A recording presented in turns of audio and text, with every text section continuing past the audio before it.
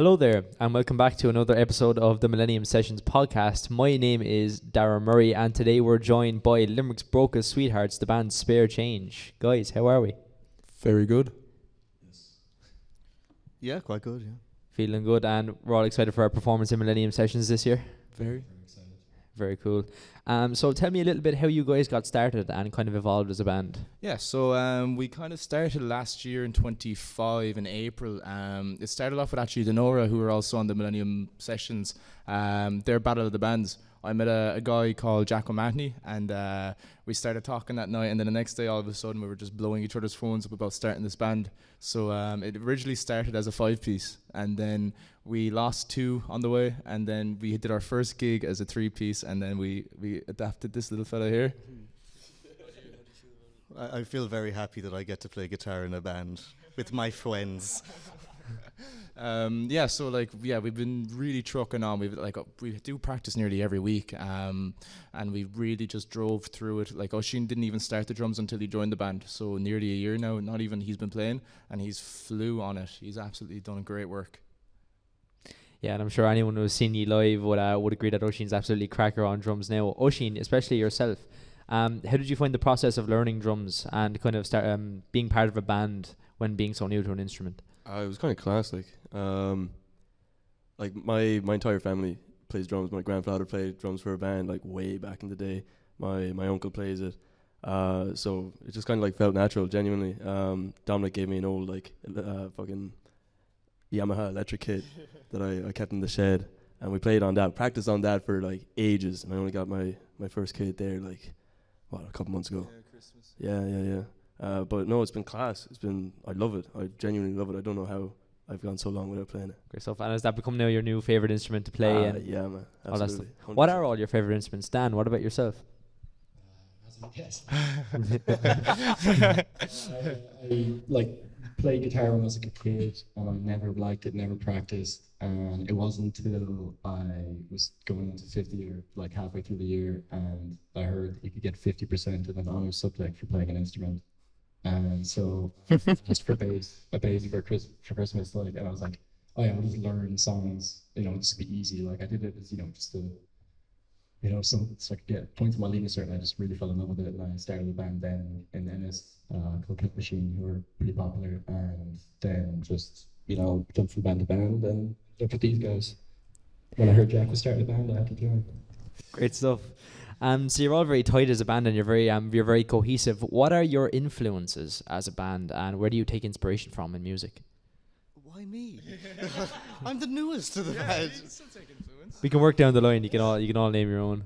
As the newest member of Spare Change, with the least amount of impact on the group, I would say, because of, the newness, I would say, well, personally, my influences come from a sort of, I would say, a bit heavier than what's presented in sort of the alt rock vibe that we go for.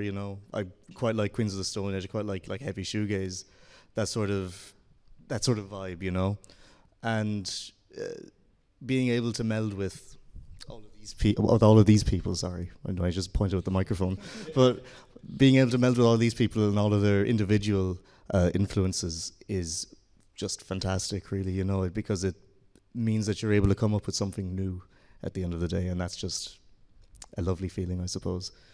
How about anyone else? Great stuff. Yeah, when I was younger, I'd always kind of take an interest in music. Like even in primary school, I'd always be into singing. All the singing classes are always my favorite.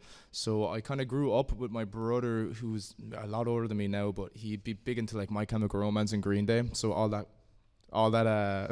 you laughing at My Chemical Romance, Green Day, like Panic at the Disco, all those kind of emo rock kind of those bands, let's say. Then it kind of encouraged out to more like I got big into rap, kind of like Lil Xan and all those SoundCloud rappers, as they call them, like X, all of them. And then from then on, I just kind of started listening to loads of different types of music rather than the artists themselves. I've kind of like, even my playlist now at the moment is just songs instead of bands. It's just different genres, like hyper pop to metal.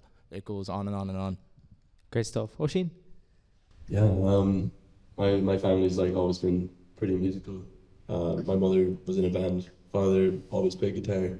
So I suppose when I was around like 12, 13, they kind of introduced me to a lot of new music. My dad fucking brought down his old guitar from the shed and had this, man. And that's how I kind of got into that.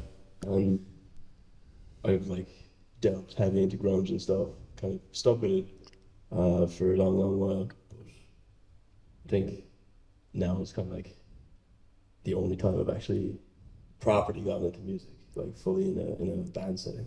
Great stuff. Yeah, you all have very kind of different variations. And Dan, what about your own influences yourself? Well, I didn't get into music, like I said, until pretty late, until Okay. teens. But since then, I've really just, like, I listen to new music every day, and I try to, discover new things. What I'm really into is kind of post-punk, with kind of the bright kind of melodic bass lines, a lot of pop-punk as well. Mike Dirnt especially has been really influential on me, from Green Day. The first band I was in was a kind of more sci-fi themed band with like a lot of kind of synthesizers and stuff.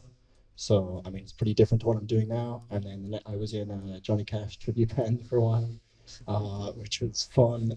So even just like country, I do listen to a lot of rap and, metal and, just anything really. Anything I can kind of get my hands on, I'll give a go because I always feel like I'm trying to catch up with everyone else.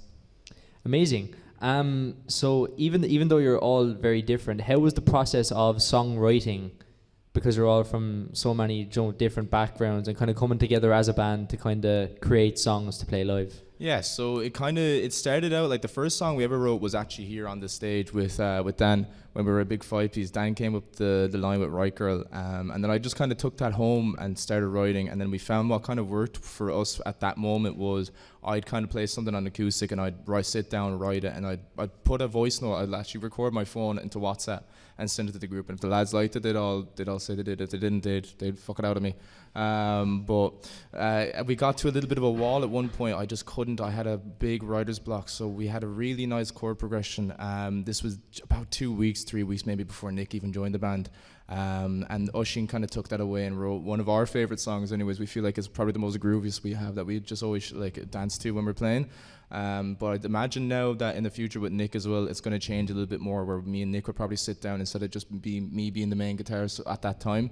Now we have two kind of different melodic kind of choices and different genres kind of combining now. So it's going to be a case of just us two sitting down and getting it out.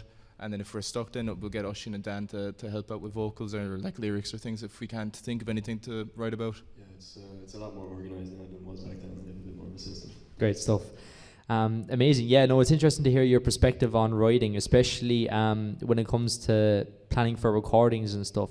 Have you any single that you're planning to record very soon or publish? Yeah, like I say, our plan is hopefully by the end of summer to have an EP kind of out and about.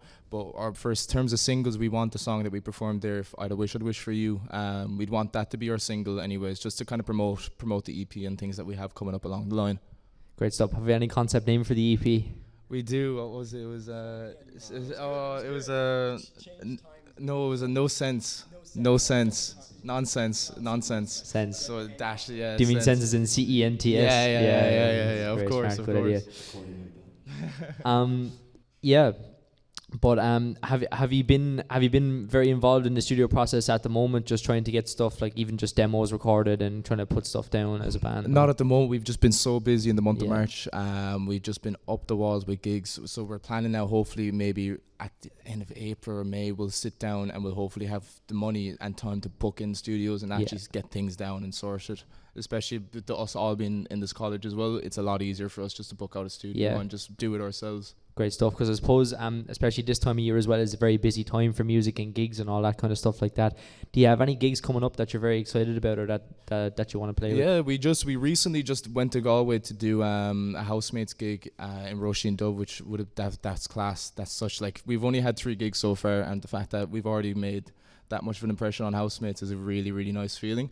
We have a gig here tonight in Millennium on the 18th for Meningitis with Rua, so that'll be a really nice one to do. And then next week then we'll have the 25th and 26th, which will be in the Commercial and Dolan's. So yeah, we're looking forward to all of them really, but Dolan's definitely be one of our bigger ones. We were always dying to get into Dolan's. Great stuff, amazing. And I can see just by the way you spoke there just about other bands, how do you think you fit into kind of the music scene in Limerick and just with the kind of genre that you have? Do you know what I mean? How,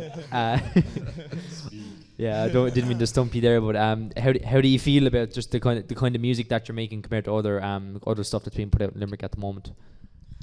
I think it's genre-wise, it's comparable. I think you could say, not comparable, sort of similar-ish, and sort of like has this sort of heavy-ish, sort of indie-ish vibe, you know. But at the same time, there's, I would say, a fair streak of originality in what we do, whether it's because of the sum of all of our very diverse influences or whatever. But it's always nice to go to actually like play a gig in Limerick and have people who are there who like are basically regulars to your gigs and who will always support you and always, you know, bring a +1 or +2 and get them involved too, like, you know. Yeah, absolutely. And from I've been to a couple of your gigs myself before, and there's you're good for gathering a crowd. Do you know what I mean? You always get a good few in, and we're very happy to have you for Millennium Sessions this year. Tell me, where can we find you on social media or Instagram? Yeah, you can find us we mainly post on Instagram at the moment. It's sparechange_band. We're hoping to hopefully have a TikTok account as well, because we'll be posting the reels, posting all the videos and stuff that we do. But that's just for the future anyways. That's for the down the line. Amazing, great stuff. We can't wait to see it. And just remind me again, where can we expect to see you for your next gig? Next gig, you'll see us here in the Millennium, March 18th. March 18th. And then after that, you'll see us in Dolan's on the 25th. Great stuff. Amazing. Spare Change, thank you so much. And guys, that'll wrap up another episode of the Millennium Sessions podcast. Thank you so much for watching, and I'll see you later.